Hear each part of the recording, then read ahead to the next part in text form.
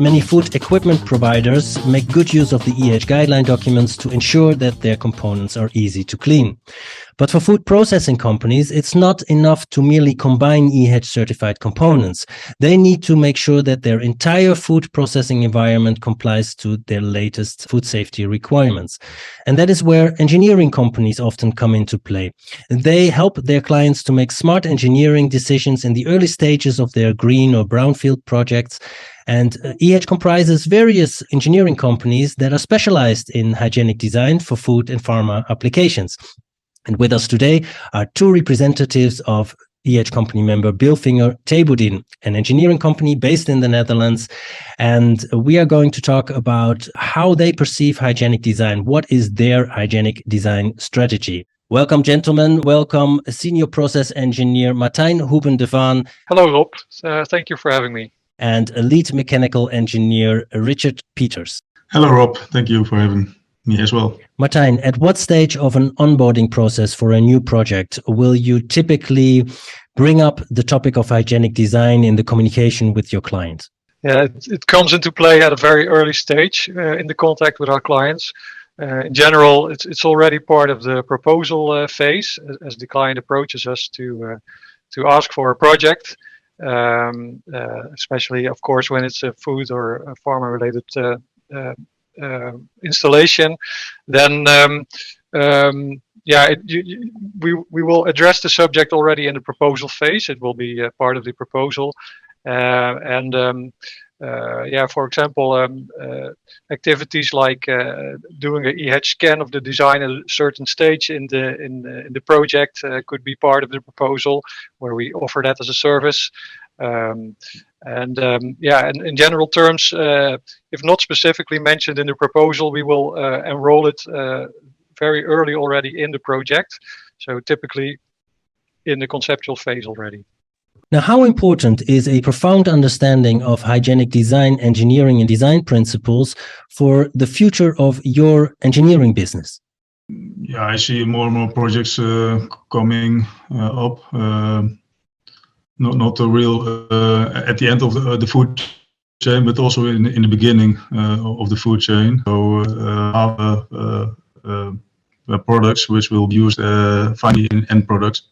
So also for these projects, it's also coming up more and more. It's clear to see that hygienic design plays a role on various levels, design levels. So where do you start with your clients? At what level?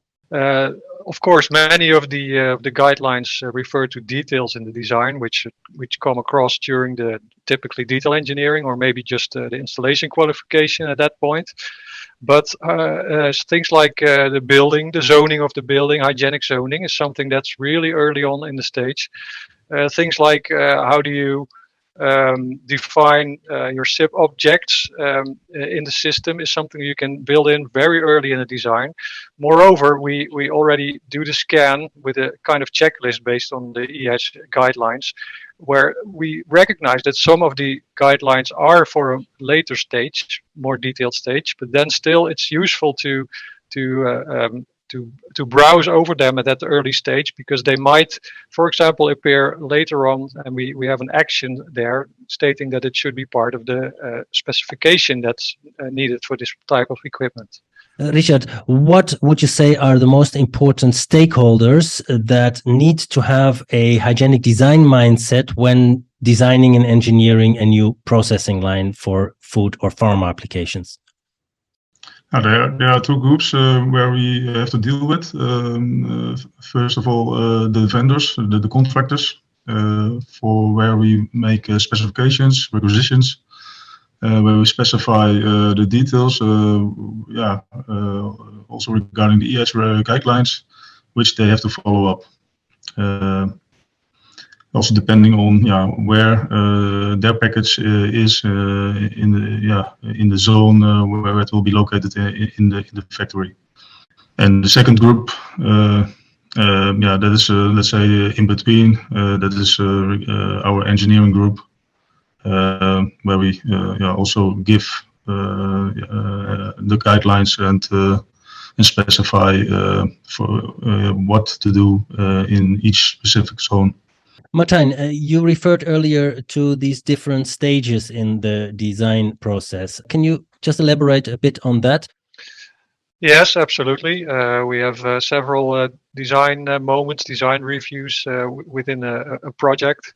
P&ID review is a typical one. And there we already address things like, well, do you have mixed-proof separation between cleaning agents and products?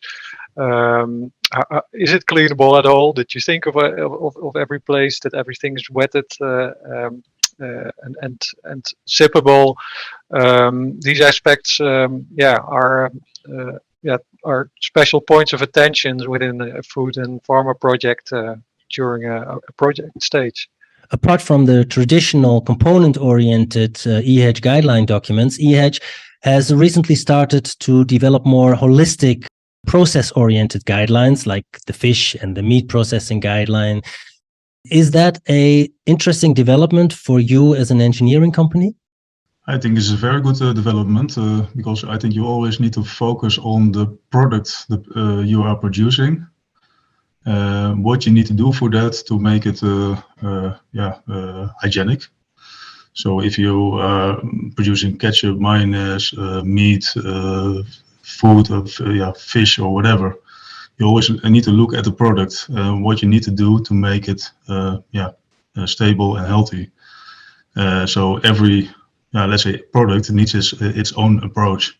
You are a service provider to your clients. It's your client who makes the ultimate decision whether to apply hygienic design equipment or not.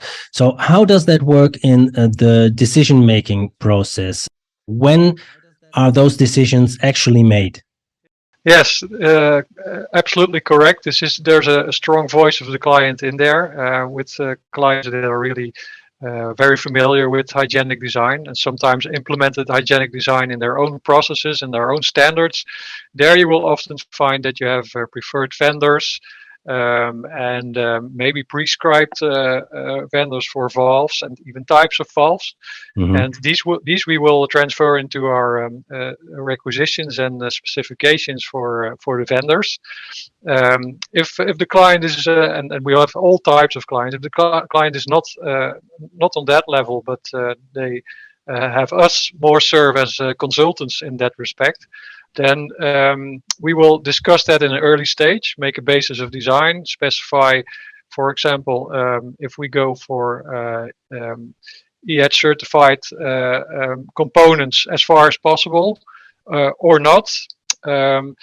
And we will bring up the suggestions of good suppliers that have that adhere to hygienic design and preferably also certified with certificates. But the specifications for the vendors, that will typically be the point where we bring up that level of detail. Richard, allow me to come back to your earlier response on EHEDG developing this process-oriented guideline now as well. You kind of have to know, as an engineering company, what the ultimate function is of your engineering result, right? Of the installation, correct? Yeah, you need to understand what your customer wants to produce, and you need to understand something about the shelf life. So actually, the request, and therefore you need to design an hygienic line, which is capable of doing. And so you always have to look at the product.